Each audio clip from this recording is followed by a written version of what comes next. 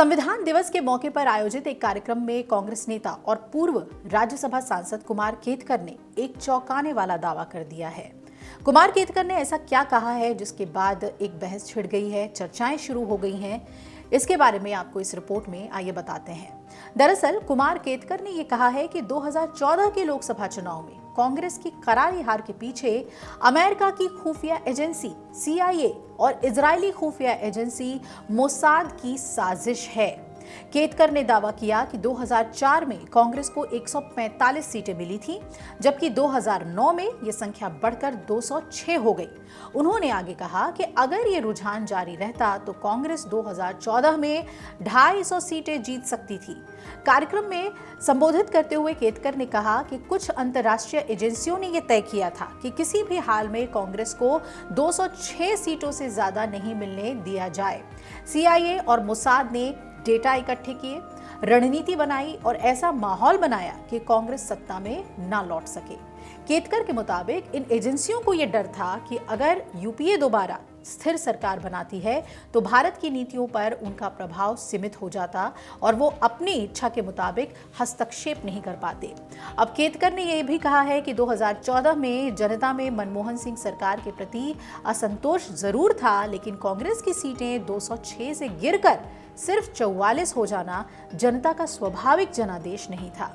उन्होंने ये भी कहा कि ये हार कांग्रेस के खिलाफ बनाई गई एक सुनियोजित रणनीति का नतीजा थी, न कि केवल मतदाताओं की नाराजगी का।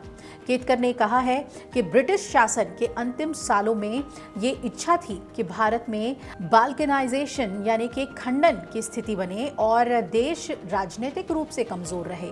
कुमार केतकर ने बुधवार को एक कार्यक्रम के दौरान ये दावे किए हैं जिसने सभी को चौंका दिया है। CIA, मोसाद, इन सब का जिक्र उन्होंने किया है, जो अमेरिका और इजराइल की जासूसी एजेंसियां हैं।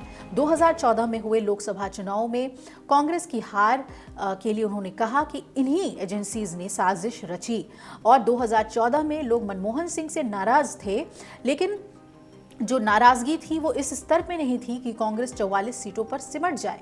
संविधान दिवस के मौके पर कांग्रेस की ओर से मुंबई में आयोजित एक कार्यक्रम में कुमार केतकर बोल रहे थे।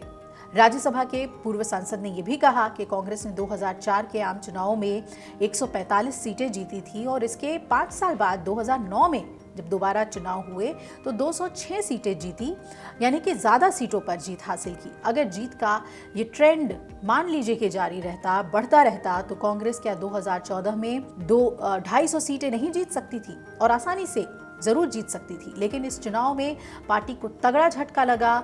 2014 में सीटें घटी और उन्होंने कहा कि तभी खेल शुरू हुआ। ये तय किया गया कि किसी भी हालात में 2014 के लोकसभा चुनाव में कांग्रेस की सीटों की संख्या 206 से ज्यादा तो जानी ही नहीं चाहिए।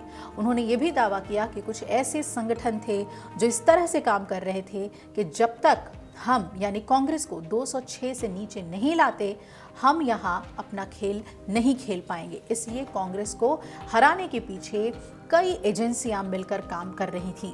कांग्रेस नेता ने कहा कि उन्हीं में से जो संगठन है जिसका खुलकर उन्होंने नाम लिया, CIA, central intelligence agency America की, और दूसरा इजराइल का मोसाद, इन दोनों संगठनों ने तय कर लिया था कि उन्हें भारत में कुछ करना है।